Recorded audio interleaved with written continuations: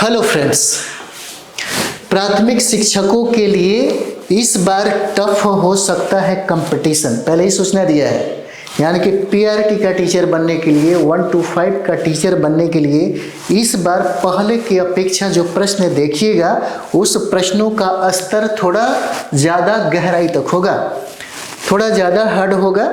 ये सूचना पहले ही आपको दिया जा रहा है। क्या है ये खबर, इस बात को समझिए। क्यों इस बार कहा जा रहा है कि पीआरटी में, सिर्फ पीआरटी में 1 to 5 के टीचर बनने के लिए इस बार लगभग 4 लाख से कहीं ज़्यादा आपके आवेदन आएंगे।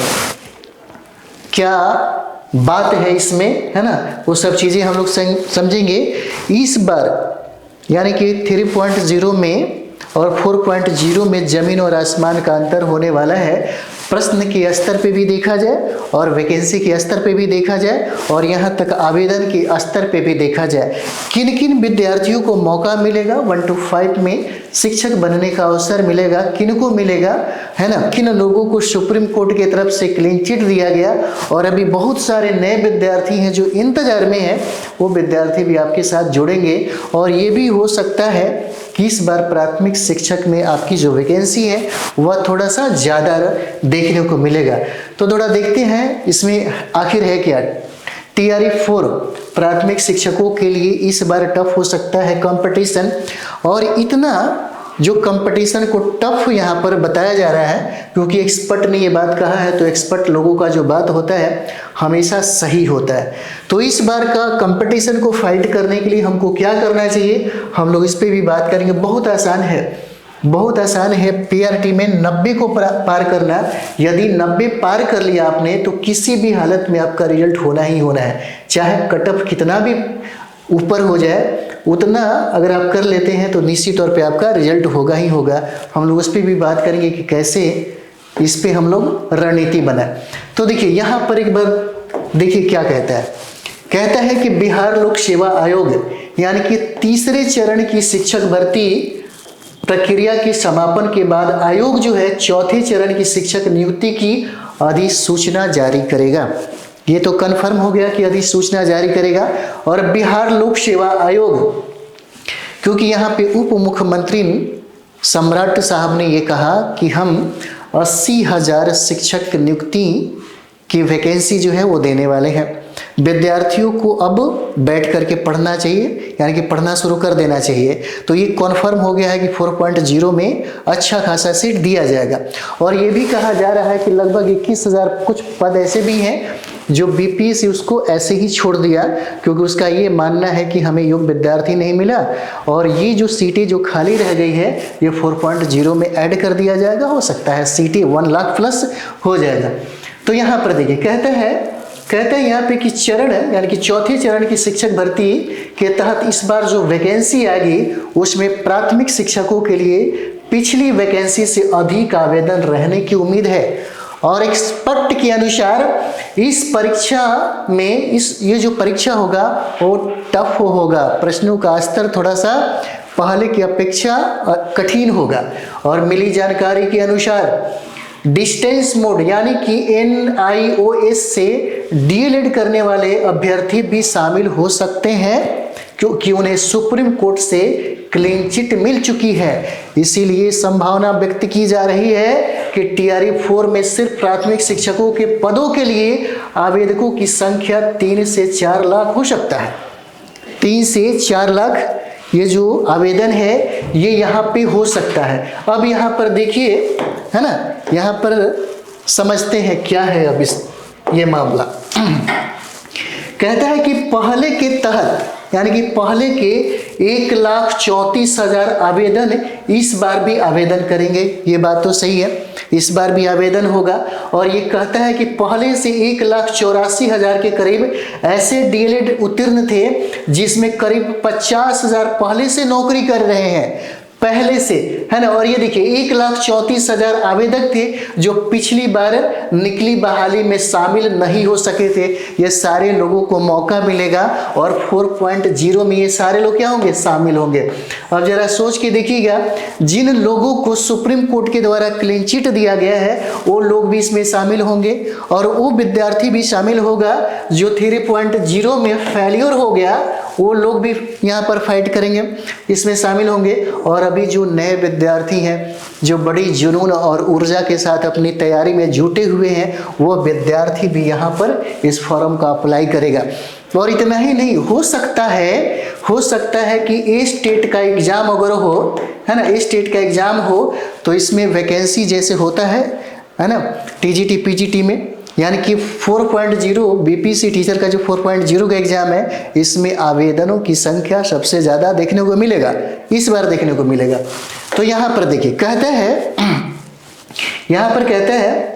ना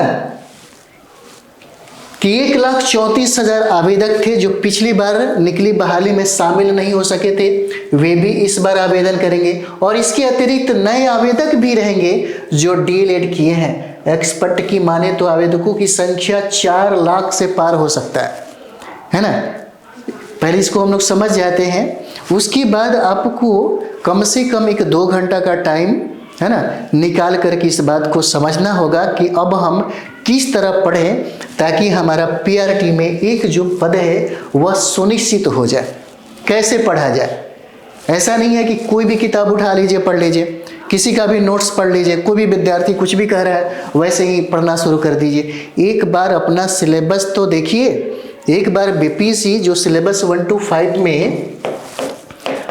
5 में पीआरटी में यानी कि प्राथमिक शिक्षा के लिए जो 1 to 5 का एग्जाम है, इसके लिए ऑलरेडी सिलेबस आपको दिया हुआ है। यदि आप चाहते हैं कि हम बीपीएससी में एक सीट कन्फर्म करें और ऐसी परिस्थितियां जब आ रही हैं और ये भी कहा जा रहा है कि इस बार का जो परीक्षा होगा 3.0 की अपेक्षा प्रश्नों का स्तर जो लेवल होगा थोड़ा टफ होगा, तो हमें क्या करना चाहिए? 3 महीने का टाइम, 4 महीने का यदि टाइम आपको दिया जा रहा है यहाँ पर है ना, 4 महीने का टाइम यदि आपको दिया जा रहा है तो इसमें हमें क्या करना चाहिए? सबसे ज़्यादा ज़रूरी ये है, अगर इसे हम लोग समझ गए तो फिर आपका तैयारी करना आसान हो जाएगा। सबसे पहले सिलेबस को समझिए। सबसे पहले सिलेबस को यदि आप समझ जाते हैं तो फिर आपके लिए तैयारी करना बहुत आसान हो जाएगा।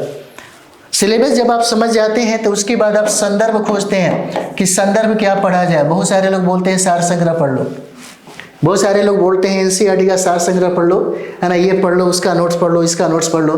पता चलता है कि कोई आप मेहनत तो करते हैं, नो डाउट मेहनत बहुत करते हैं, 12 घंटा 14 घंटा मेहनत करते हैं, लेकिन सही है ना मटेरियल पे और सही किताबों पे वर्क नहीं कर पाते, जिसके वजह से आप पिछड़ जाते हैं। 90 पार करने के लिए आप ही के पास बुक्स है, वो भी बिहार सरकार की किताबें है ना, समग्र शिक्षा अभियान की जो एससीईआरटी किताबें हैं, यदि इसको पढ़ लिया जाए, है ना, और कुछ बारीकी जो चीज़ें हैं, कुछ ऐसा भी संदर्भ है उसको अगर पढ़ लिया जाए तो 90 पार हो जाएगा, है ना, कोई बड़ी बात नहीं है।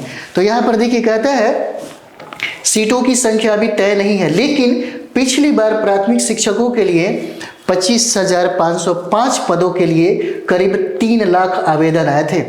इस बार ओवरऑल TRE 4 के लिए 80,000 से अधिक शिक्षक पदों पर भर्ती की जाएगी, जिसमें TRE 3 के दौरान खाली रह गए 21,397 पद भी शामिल होंगे। इसमें अभी प्राथमिक शिक्षकों के पद तय नहीं है, लेकिन पद जितने भी हो आवेदकों की संख्या काफ़ी रहेगी, ऐसा एक्सपर्ट का मानना है। प्राथमिक शिक्षक में आवेदकों की संख्या सबसे ज़्यादा होगा। और यहाँ पर देखिए 1 to 5 से के लिए चयनित उम्मीदवारों को प्रति कितना रुपए मिलेंगे? तो देखिए 48,880 वेतन मिलेगा। इसमें भत्ते आदि भी शामिल है, बहुत ज़्यादा हो जाएगा। तो प्राथमिक टीचर को कंप्लीट करने के लिए बहुत इजी है। अगर हम लोग बीपी सीट है ना 4.0 में चाहते हैं, अगर आप चाहते हैं कि एक सीट आपका कन्फर्म हो तो बहुत आसान है, इसको 90 पार करके इतना हासिल करना, एक सीट को कन्फर्म करना। एक सीट को कन्फर्म करने के लिए कोई बड़ी बात नहीं है, बस थोड़ा सा तकनीक चाहिए। और इसमें बहुत ज़्यादा ऐसा नहीं कि बहुत गहराई तक हमें पढ़ने की ज़रूरत होता है। इसमें बहुत गहराई तक पढ़ने की जरूरत नहीं होता है। सबसे पहले एक काम करिए आप, जैसे हम लोग बात कर ही लेते हैं कि क्या पढ़ना चाहिए, है ना, क्या पढ़ा जाना चाहिए ताकि इसका फायदा आपको, है ना, इसका फायदा आपको ज़्यादा से ज़्यादा मिले। इसका फायदा मिलेगा तभी जाकर के आपको फायदा होगा, है ना। जैसे में देखिए, सबसे पहले सिलेबस को समझ जाइएगा और सिलेबस को समझने के बाद हम संदर्भ आपको बता रहे हैं। संदर्भ जहाँ से एक भी प्रश्न आपका छूटेगा नहीं, जहाँ से एक भी प्रश्न जो है आपसे दूर नहीं होगा, और प्रत्येक प्रश्न पे सारे विद्यार्थी बहुत ज़्यादा वर्क कर रहे हैं, मेहनत कर रहे हैं। तो आपको भी एक एक प्रश्न पे बहुत मेहनत करने की ज़रूरत है। एक एक प्रश्न से लोगों का नौकरी नहीं हो पाता, एक प्रश्न से लोगों का पीआरटी का रिजल्ट रुक जाता है। इसीलिए एक एक प्रश्न आपके लिए बहुत महत्वपूर्ण होगा। तो सबसे पहले हम लोग जो पढ़ेंगे, संदर्भ की हम लोग बात करें, है ना, तो संदर्भ में जरूर इतना करिएगा। अगर हम लोग संदर्भ की बात करें तो संदर्भ में जो सबसे पहला जो संदर्भ है, कोई मटेरियल पढ़ने से पहले, कुछ भी पढ़ने से पहले या ग्रुप डिस्कशन करने से पहले अगर आप सही दिशा में जा रहे हैं तब तो ठीक है, नहीं तो भटकने से अच्छा है ना, 2-4 दिन पहले भटक लीजिए, क्या करें कैसे करें, ये जरूरी है। सबसे पहले आप SCERT, अभी भी आपको बताते हैं, SCERT का अध्ययन करिए। SCERT का PRT के लिए 1 to 5 की अगर हम लोग बात करें, 1 to 5 के लिए, तो यहाँ पर देखिए, ये शिक्षक बनने के लिए आपसे सिर्फ 10वीं क्लास तक का लेवल मांगता है। अगर आप 10वीं क्लास तक सारे सब्जेक्ट को अच्छे तरीके से पढ़े हैं तो सारा का सारा प्रश्न जो है यहीं से पूछा जाता है। चाहे यहाँ पर मैथ की बात करिए, मैथ भी कुछ ऐसे हमारे विद्यार्थी थे जो मैट्रिकुलेशन को पढ़ाते थे, GS में कुछ मैंने मदद किया, है ना, और आराम से, यहाँ तक कि आराम से फाइट कर गए, कोई बड़ी बात नहीं थी इसमें। रहा सवाल रीजनिंग का, तो रीजनिंग में यहाँ से बहुत ज़्यादा, है ना, रीजनिंग में भी बहुत टफ प्रश्न नहीं पूछे जाते हैं। 15 प्रश्न पूछे जाते हैं रीजनिंग में और 15 प्रश्न पूछे जाते हैं आपके मैथ में। जिसका मैथ है बैकग्राउंड में, जैसे आप देखिएगा बिहार, उत्तर प्रदेश, झारखंड के विद्यार्थियों को मैथ बहुत अच्छे तरीके से आता है। बहुत कम ऐसे विद्यार्थी हैं जिनको मैथ नहीं आता, लेकिन मैथ और रीजनिंग यहाँ से आप नंबर उठा सकते हैं। 30 में 30 आपको नंबर मिल जाएगा, है ना। जैसे में हम लोग बात करें तो SCERT से हमको क्या करना है, 8वीं क्लास का किताब लीजिए, 8वीं क्लास का, और 8वीं क्लास में आपको इंडियन नेशनल मूवमेंट दिया गया है, इंडियन नेशनल और मूवमेंट दिया गया है, यहाँ से पढ़ लीजिए, यहाँ से पढ़ लीजिए। 9th 8th में थोड़ा थोड़ा दिया है, आपका यहाँ से काम निकल सकता है अगर सही तरीके से पढ़िए तो। और प्लस में अगर आप चाहते हैं, क्योंकि बहुत ऐसे विद्यार्थी हैं जो NCERT का बुक भी खरीद लिए हैं, तो NCERT का भी अध्ययन करिए ऐड करके, तो सोने पे सुहागा वाली बात हो जाएगी। तो इसी तरीके से आपको हर सब्जेक्ट को, जैसे में ज्योग्राफी से आप देखिएगा तो 20 प्रश्न पूछे जाते हैं। तो ज्योग्राफी से आपको मतलब सारे प्रश्नों को पकड़ने के लिए या तो आप NCERT का अध्ययन कर लीजिए, है ना, NCERT का अध्ययन कर लीजिए, नहीं तो SCERT का अध्ययन कर लीजिए 6 क्लास से लेकर के 10th क्लास तक। और हम SCERT क्यों बोलते हैं, SCERT इसलिए बोलते हैं कि पहला, दूसरा, तीसरा चरण का एग्जाम उठा करके देखिएगा, अधिकतर प्रश्नों का संदर्भ जो है बिहार है, बिहार से रिलेटेड करके आपसे सवाल पूछता है। तो फिर जब बिहार के रिलेटेड अगर सवाल पूछेगा तो NCERT पढ़ने वाले विद्यार्थी इसको नहीं बना पाएंगे, SCERT पढ़ने वाले विद्यार्थी इस प्रश्नों को सॉल्व कर देंगे, है ना। और इसीलिए, और ये चीज़ हम ये भी नहीं बोल रहे हैं कि एक समय में जब अतुल प्रसाद अध्यक्ष थे इसके, तो उन्होंने ये कहा था कि ये प्रश्नों को बनाने के लिए SCERT की किताबें, जो बिहार सरकार की किताबें, उसको पढ़िए और NCERT पढ़िए, क्योंकि आप लोगों से डिमांड किया जाएगा कि कम से कम फैक्ट और कॉन्सेप्ट दोनों आपके पास हो, है ना, थ्योरी वगैरह जो भी हो आपके पास हो, तब जाकर के आप प्रश्नों को सॉल्व करेंगे। उसी तरीके से आप देखिएगा, यहाँ पर जो सब्जेक्ट हम लोग पढ़ते हैं, यहाँ पर 10 सब्जेक्ट पढ़ना है, यानी कि PRT में हमें 10 सब्जेक्ट पढ़ना है, और वो 10 सब्जेक्ट आपके लिए बहुत महत्वपूर्ण हो जाएगा। 10 सब्जेक्ट में कोई भी सब्जेक्ट के साथ यदि आप सौतेलापन व्यवहार करेंगे तो समझिए कि बहुत मुश्किल हो जाएगा। इसलिए हर सब्जेक्ट में आपका संतुलन बना करके रखना पड़ेगा, तब जाकर के आपका 90 पार होगा, है ना, तब जाकर के आपका 90 पार होगा। यदि आप 90 पार कर गए, यदि आप 90 पार कर गए तो फिर आपका जो रिजल्ट है रुकेगा नहीं, है ना, आपका रिजल्ट जो है नहीं रुकेगा। 100% आपका कटअप चाहे जितना भी आ जाए, आपका रिजल्ट यहाँ पे आएगा, क्योंकि पिछले बार से हमेशा 8 से लेकर के 10% जो कट ऑफ है वह बढ़ ही जाता है, वह क्या है, बढ़ जाता है ना। तो जब आप किताब पढ़ते हैं तो किताब पढ़ने का एक सही तरीका होता है, जब भी कोई टॉपिक पढ़िए, है ना, जब भी आपको लगता है कि हम टॉपिक कोई पढ़ रहे हैं, है ना, तो टॉपिक में जितना भी इंफॉर्मेशन है, जितना भी हम लोग इंफॉर्मेशन की बात करें, है ना, इंफॉर्मेशन की अगर बात करते हैं हम लोग, तो इंफॉर्मेशन को कलेक्ट करने का, है ना, 2 तरीके से कलेक्ट किया जाता है। एक तो हम लोग फैक्ट कलेक्ट करते हैं और दूसरा जो है वो है कॉन्सेप्ट, है ना, कॉन्सेप्ट लेवल को हम लोग यहाँ पे कलेक्ट करते हैं। और एक चीज़ और भी समझिएगा, जब आपसे ये कहा जा रहा है कि हमारा इस बार पीआरटी का जो प्रश्न होगा टफ होगा, तो यहाँ फैक्ट को टफ नहीं करेगा, सारे लोग रट जाएंगे, है ना, सारे लोग रट के आएंगे, लेकिन फैक्ट ज़्यादा टफ नहीं होता है, टफ ये हो जाता है, टफ ये होता है कॉन्सेप्ट। और कॉन्सेप्ट से अगर प्रश्न पूछ दिया, जैसे ऑप्शन देखते हैं ए बी सी, डी में क्या है, इनमें से एक से अधिक, है ना, और फिर ई ऑप्शन में क्या है, उपरोक्त में से कोई नहीं। जब आप गहराई में पढ़ेंगे तब जाकर के ये 5 ऑप्शन है, उसमें एक ऑप्शन को आप क्लियर कर पाएंगे। चीज़ों को समझिएगा, है ना, चीज़ों को समझिएगा, चाहे जी जहाँ भी पढ़ना हो, चाहे आपको जिसके पास भी पढ़ना हो पढ़िए, लेकिन पहले अपने सिलेबस को समझिए। आपको जहाँ भी पढ़ना है, मेरे पास पढ़ रहे हैं या कहीं और पढ़ रहे हैं, आपके लिए प्रथम प्राथमिकता होनी चाहिए अपने सिलेबस को स्टडी करना। यदि आपने अपने सिलेबस को स्टडी किया तो निश्चित तौर पे आप 90 पार कर जाएंगे। कोई बड़ी बात नहीं है, कोई बड़ी बात नहीं है। 8 से 10 घंटा डेली 3 महीने तक पढ़िए, 3 माह तक पढ़िए, 8 से 10 महीना 90 प्लस पार कर जाएंगे। लेकिन उसके लिए रणनीति होना चाहिए, और रणनीति, डिसिप्लिन और सेल्फ स्टडी।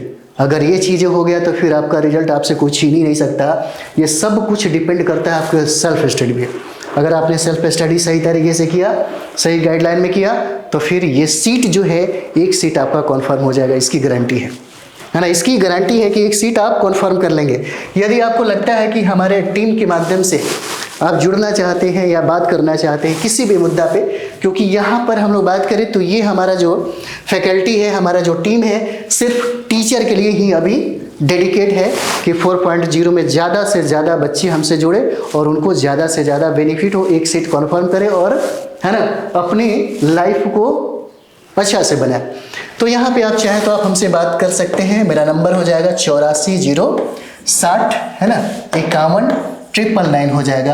आप चाहें तो ये व्हाट्सअप नंबर है, आप चाहें तो यहाँ पे मैसेज कर सकते हैं। आप चाहें तो आपको लगता है कि नहीं हमसे बात करना हो या टीम के किसी भी मेंबर से आपको बात करना, कोई भी उठा सकता है ना। आप चाहते हैं कि बात करें तो आप बिल्कुल बेहिचक होकर के कॉल करिएगा, कोई झिझक नहीं है ना, क्योंकि हम लोग, हमारी जो टीम है, इसी के लिए दिन रात वर्क कर रही है, आप ही के लिए ही, है ना। तो चलिए आप लोग अपनी रणनीति बनाइए और हमारी रणनीति भी एकदम 2-4 दिन के अंदर में ही आ जाएगा। और आप चाहें तो वहाँ से भी अपने आप को सजेस्ट कर सकते हैं, आपको क्या अच्छा लगा, क्या बुरा लगा, है ना, ये ज़रूर एक बार बताइएगा कमेंट्स में। और यही एक ही रास्ता है आपके लिए, सच कहें तो एक ही रास्ता है। दुनिया में कोई भी इंसान आपको रिजल्ट नहीं दिलाएगा जब तक आप नहीं चाहते, और आपके चाहने से रिजल्ट होगा। और आपके चाहने से तब रिजल्ट होगा जब आप सबसे ज़्यादा फोकस आप अपनी मेहनत पे और अपने सेल्फ स्टडी पे टाइम दीजिएगा, तभी रिजल्ट होगा।